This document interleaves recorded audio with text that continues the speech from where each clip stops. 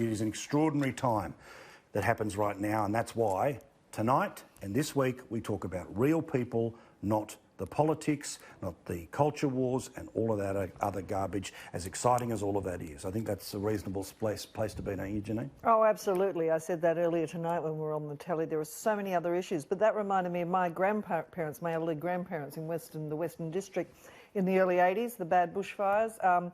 Their house went, they jumped in a dam. It went over the top of them, terrifying at that age. They had to start again. But what we're not thinking about, I was listening to a farmer tonight, the Red Cross, all these people who've been left with nothing, the Red Cross is going in and having to help them. People were talking about when they go back to their farms, they've got livestock, they've got to feed them.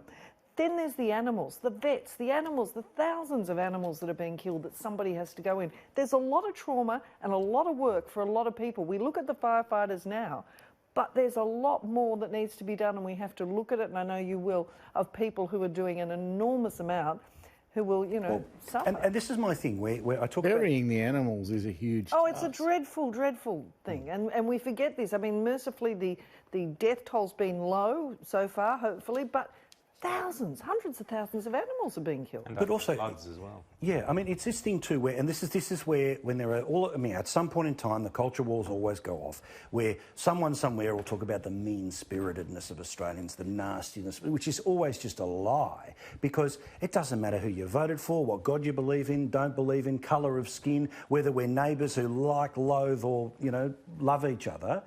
This, like, Australia just reacts to this stuff, and that's why, you know, again, we're not going to do the culture wars thing, but that's why that's such an unnecessary chat for now, because now is when people are tired, they are under stress, and the people who, like the Williams family, who've gone through it, have gone through the relief of being alive, now it starts to hit you. OK, we've got nothing. How do we go back? What do we do? Do we have the right insurance? Do we all of that stuff?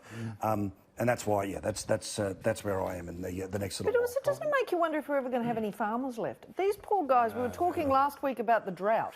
You then go through this. I mean, those people up in northern New South Wales, Glenys, really, would you want to do it? Well, that's the story of Australia. Just finds a way to punch you, and it finds a way to lift you. Yeah, but also the story of Australia is also overcoming these challenges through, you know, I'm not going to use the word innovation, through technical know-how and prowess and the smarts.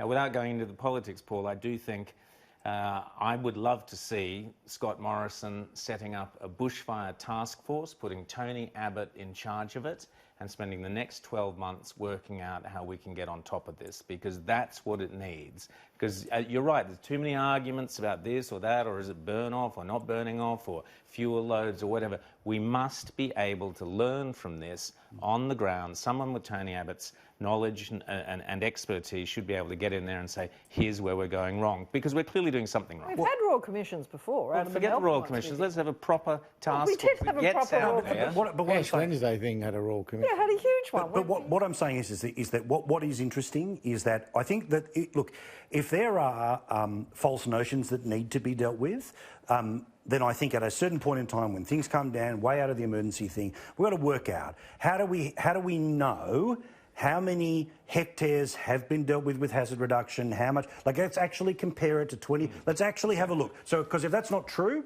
let's show everyone that's not true so we can put that to one side. Conversely, have budgets been cut? Let's actually have a look and then put that to one side, because I just think that too many people who talk for a living have an automatic reaction about an emergency rather than talk about the people it's actually happening to. And it's always easier to get a television reporter on the air. It's always easier to get the minister on the line. But it is a commitment at times like this of this program to talk to you as much as possible. So if you've got family that you know have been through all of this and have got a story to tell, please tell me, OK? The email pmurray@skynews.com.au.